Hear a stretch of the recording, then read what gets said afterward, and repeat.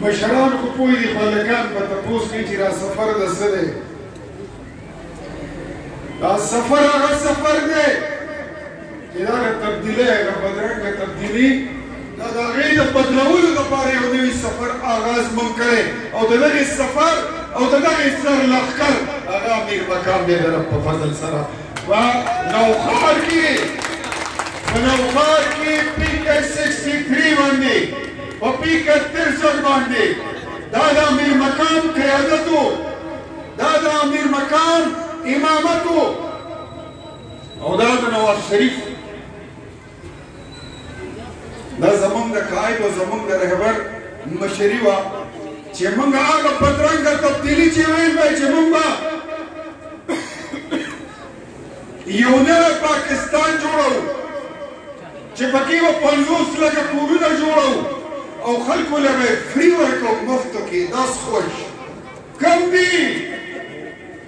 او موږ به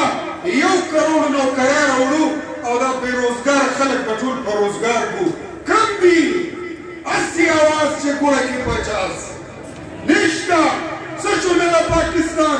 دا کزور پاکستان مولیا راله برباده کا نن خو شاید فریده هم وایي چې عمران خانه بسې کا هغه ستا د کرکټ ملګری هم تاله وایي چې بسې کا د نوي پاکستان د وړی نه دی شړی نه جوړېږي ځای چې ځان له راجوړ پاکستان دوباره ټیک ټاک کو سم به یې کو رنګ روغن به یې کو زمونږ دپاره ډېر ښه ستا په نوي پاکستان کې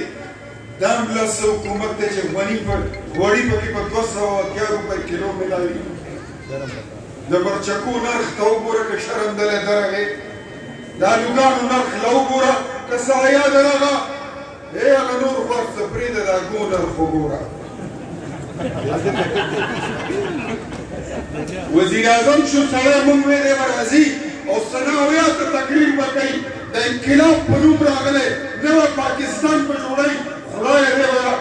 غرونه به راکوزوي د سیند منځ ته سیندونه به په غرونو ولاړوي که دی به څه چل کوي لومړی تقریر یې چې کولو وایي 2 چرګې او درځنه ګۍ به درکوو موږ هم بله غوږې شو چې یاره دا دی څه وایي لګیا دی یو لحظه خو پرې نه پوهېږو بل تقریر یې راغی څو ورځې پس سړی را میداني شو نو دا ځل به ګړي بېزې او کټی درکوو خدای دې خونه ونړوه ته دې پاکستان جوړولو نه راغلی دی تا دا پروګرام راوړی و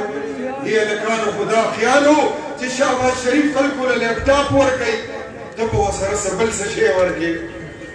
دې خلکو خو دا خیال و چې نواز شریف دې صوبې له امن راوړو زمونږ په دې کوړي کې دې ځای کې دماکې شوي وي تاسو ګواه یې نوښار مالوټ کې دماکې شوي تاسو ګواه یې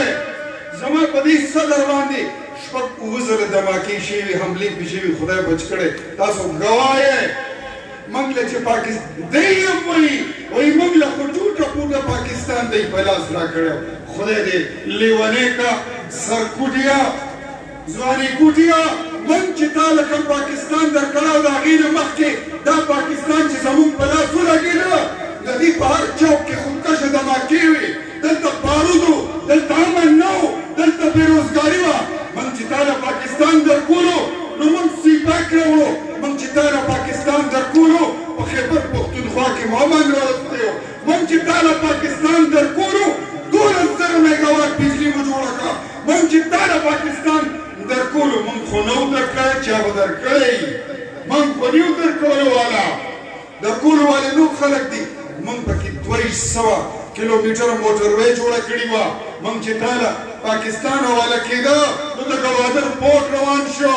موږ چې تا له پاکستان حواله کېده نو په کراچۍ کې بدخوري وه پرچې وې هغه څیزونه ختم شو بوریبند لاسونو هغه ختم شو تا موږ له څه راکړل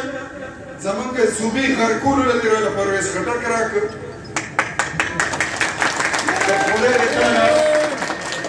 که خدای دې تا له بنیګاله داسې یو درځن پرویز خټکه نور درکړي